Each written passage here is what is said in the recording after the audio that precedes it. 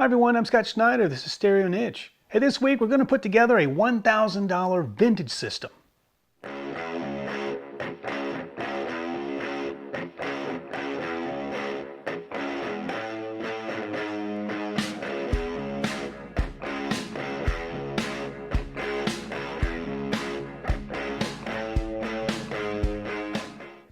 All right, so I'm going to put together a $1,000 vintage system and see what we can get for that budget. And I came up with this, it's been done several times, but I thought I would do it because I was thinking the other day about my first system that I ever bought, and it was about a year after college, a year after high school, my first year, and I was wanting a system to take to college with me. So I had worked all that summer and saved my money, mostly for college, but I really wanted a system to take with me to listen to music because, as we all know, all of us from that era, music was it, and we needed something, to play our music on. So I went to the local one of the local stereo shops. Back then, of course, we had them on, every other corner. And I got a great guy to help me out. I told him my approximate budget, and he helped me put together a system. And it was speakers. The speakers were from Jensen, and I can't remember the model number. Of course, this would have been around 1983 roughly. And so there were some Jensen speakers.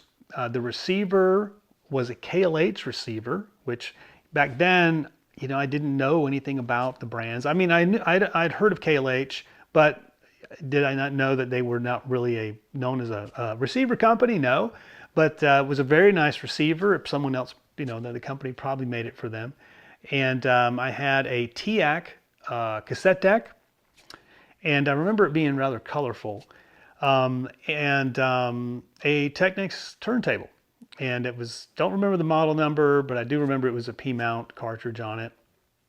And I was tickled pink with that system, and I thought it was fantastic.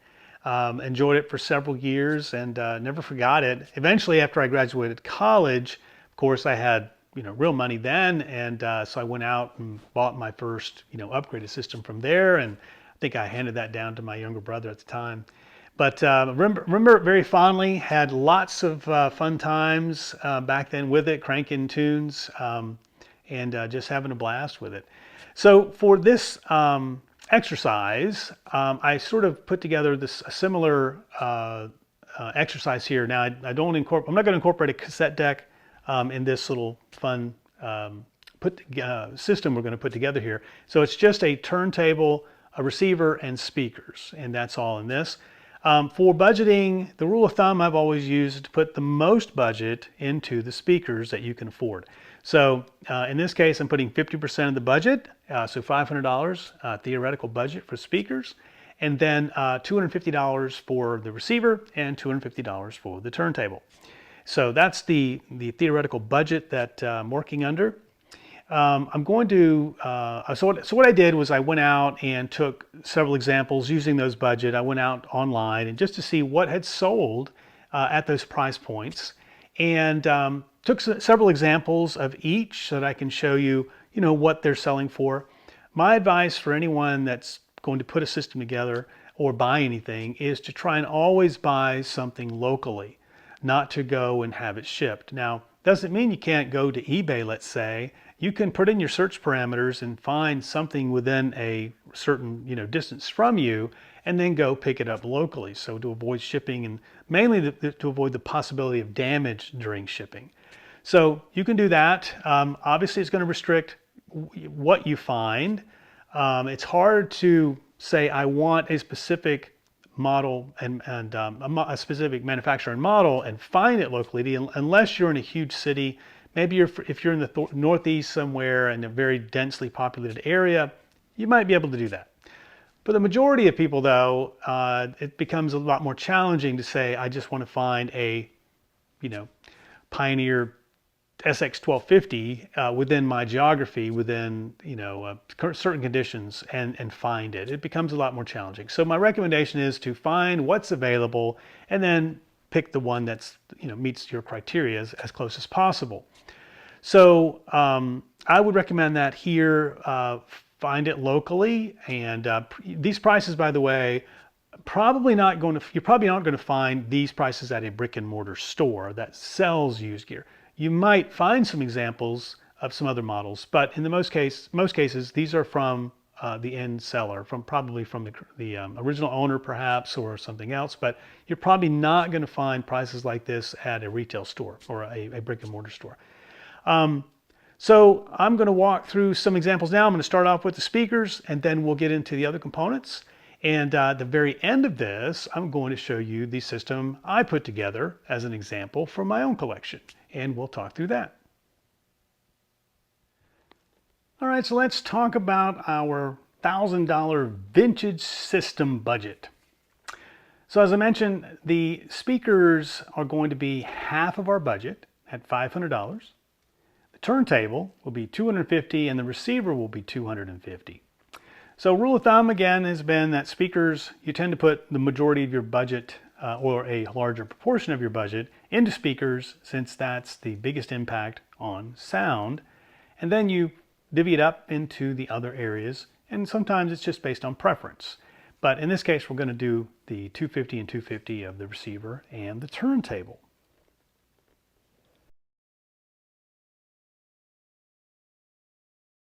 So starting off with speakers, so I went out and just found some recent sales of various speakers online, just to get some baseline into what's selling out there and some ballpark. So I found this is one good example of what's out there. This is some Klipsch KG 3.5s, and these sold for $400. Now, that doesn't include shipping, but if you could find these locally, then you would expect that you're going to pay something less than that. But, you know, a good speaker and one that is within budget. Moving into some other examples. This is a Polk Audio SDA. Now, these SDA models, very well regarded, so a great example.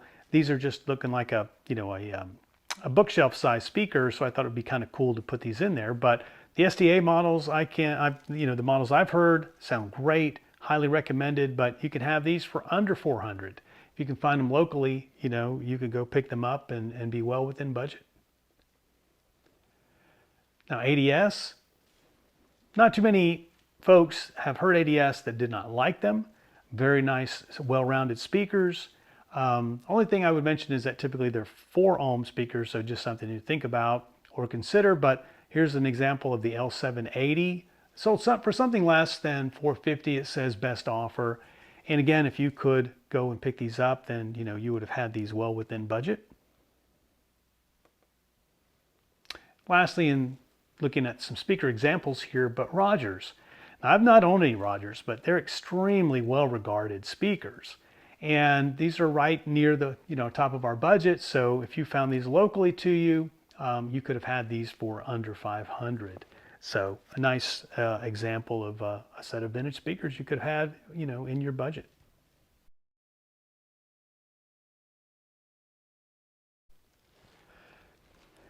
All right, so let's take a look at some examples of turntables. Now, when it comes to anything that you find online, and my recommendation is always try to find it locally. And that absolutely, among anything else, goes for turntables. It is extremely hard to ship a turntable, and because it's so hard to pack them. There's a lot of delicate parts, and if you don't know how to pack a turntable, which I wouldn't say many people do, I would definitely find a turntable locally. But again, you can find things online and find things local to you that are being sold online to go and pick them up. So still good examples here. So this is a Sansui SR 525 for $150. And these are great little turntables. This is a direct drive. I had one of these years ago. Unfortunately, I sold it, and a beautiful turntable. And I think you'd be very happy if you want a basic turntable. This is a good example, and you have it well within budget. You could add it to at the extra budget, put it into a new cartridge. This one is a vintage Thorens TD 165, and it's right at the budget. Of course, it says best offer, so this one was sold under budget. Again, if you could have picked this up locally, you could have it for under budget. This picture does show it doesn't have a head shell, but in the ad, it does have a head shell. So, and a cartridge on it. So you could have had, some kind of full turntable here with cartridge. And actually it says it has a sonic cartridge. So could have had it for under budget here. Thorens, it's hard to imagine a Thorens for under $250. Here's a Technics SLD2, and said testing and working, and for $165. So Technics, great manufacturer of turntables, probably the biggest name out there.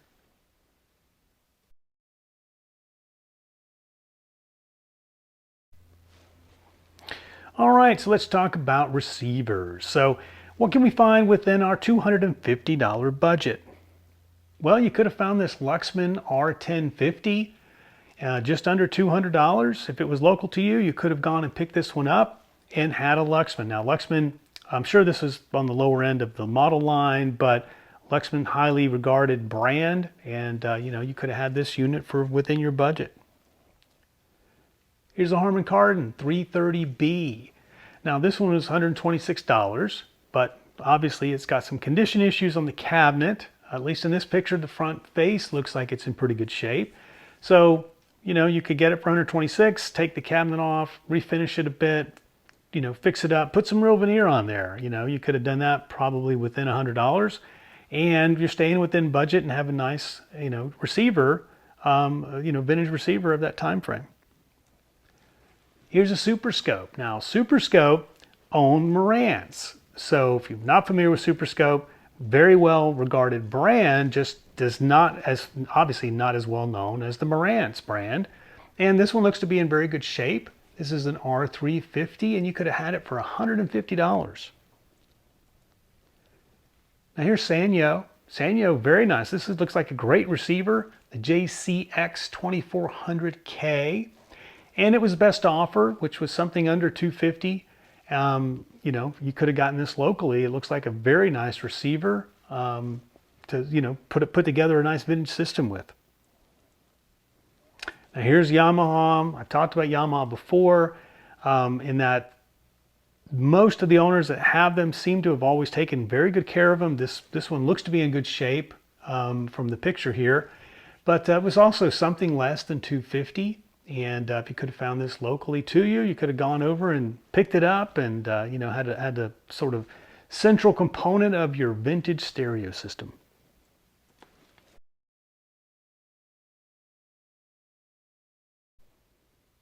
All right, well, here is my budget system that I put together with some of the units from my own collection. And as I did it, I realized that if you're a savvy shopper and take your time, you probably can get well within the $1,000 budget. So I'm going to kick it off with turntable. This is a Technics SLD3. It is a fully automatic direct drive and very stable table. There's not, I've not seen or read about any significant issues with these. There's a lot of with them. This one is in great shape. It was well taken care of, but I do know that a lot of times the hinges on the covers can be broken. You can find replacements for them. I think they're about $100, so that could eat up a lot of the budget. But if you're able to find one in very good condition, I think you'd be well served. Now Technics, extremely prolific manufacturer of turntables. They probably are the best with the volume of tables that they made. Their direct drives are just very solid. So I think you've got a lot of selection in Technics as far as different models that you could discover local to you if you just took your time. There are a lot of folks, even local to me, there's a fellow that sort of specializes in buying up all the Technics turntables locally, and he goes through them and does a little maintenance on them and checks them out and make sure they're fully operational. And if you have a guy like that local to you, then you can certainly find a table that at least has been somewhat gone through. Probably will be at the right at the budget, but at least you have a little bit more peace of mind knowing that somebody's kind of checked it out. So that's the turntable example. On the receiver, this one is an under the radar brand, and I have it, so I thought it would be a good example of what you could consider. This is a Vector Research, but they weren't around all that long. They came out around 78, and I think they were no longer manufacturing around that by the end of the 80s. So kind of took off, and I remember them when they came out. I remember seeing their models, but I never bought any at that time frame, but I never heard or saw anything negative about them. This is a model, this is the VR7000. It came out in 78. I think it looks like it probably came out in the early 80s. Looks a bit like a NAD with you know, a little more different styling, but extremely well built. You know you've got something when you pick it up. It's got that 70s feel to it, although it's not silver face, and it's got a little bit of weightedness to the tuning knob here, so it, you know, it glides. It has the 70s feel, but not the look. So combine that with the fact that Vector Research name isn't that broadly known, they don't sell for a lot. This one, the VR7000 was the top of the line for the VR series, and you can get them for 100, 150, you know. So doesn't command a lot of dollars, but still a vintage receiver nonetheless, and you know, you can put that in your system. So it's another example of a receiver in a brand that just doesn't cost a lot. So this one came in well under budget, which, you know, you could apply somewhere else in your budget, you know, depending on what you find. So on the speaker side, if you've watched any of my earlier speaker reviews of mid-size speakers, this is my reference for mid-size speakers, and it's the Advent, the large Advent. This particular model is called, we call it the bullnose, but this is the latter model called the new large Advent, which was from 78 to 83. But the Advent series is from around 1969 to 83, and within that, you know, span of years, a lot of these were made, and there are a lot of them out there, and a very good speaker to be had. You can probably find these on the lower end of condition, anywhere from around 150 all the way up to probably 500 or higher, depending on condition. Like these are mint, very good condition, I hate to say mint, with boxes. So in this case, you know, they would probably eclipse 500, but that's not the majority of them. So if you were to find a pair, say around 200 that needed some condition, had some condition issues, you've got certainly budget to refinish them, recap them, put new grill cloth on, refoam them, and you're still going to be within your $500 budget. Or you could find a set that has been restored, or, you know, like this or very close to this without boxes. You know, these would probably be in that price range. So a lot of variability there, value range, you know, for this particular model. But it's a good example, you know, of what you can find and pair with, you know, a vintage system. There was also a small Advent as well that certainly goes for much less than that in this budget, but it could be a model to consider as well. So this is my example budget system that we were putting together, and if you get lucky or are a savvy, patient shopper, you could probably put this same system together for maybe even like $250 even if you got lucky. And you know, if you were very diligent, go through some garage sales, estate sales, and you know, get a little bit lucky, you could, you know, do much better than $1,000. So anyway, I thought it was fun. I thought it was something that would be nice to put together as an example of what you could find out there. To put this together in a new system, I didn't do it, but I would think that you're probably several $1,000s, because to get to this level of build quality, I think you'd have to go, you know, pretty high up as far as MSRP to get anywhere close to this. I don't know that you can find a table of this quality, you know, in a low-end model today. So you would be up there.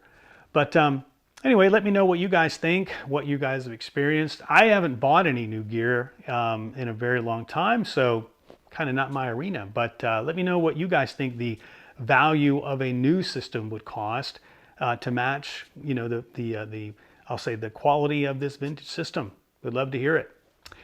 So I think that'll be it for today. If you like the video, give us a thumbs up. If you don't want to miss that next video, hit subscribe. And as always, thank you guys for tuning in.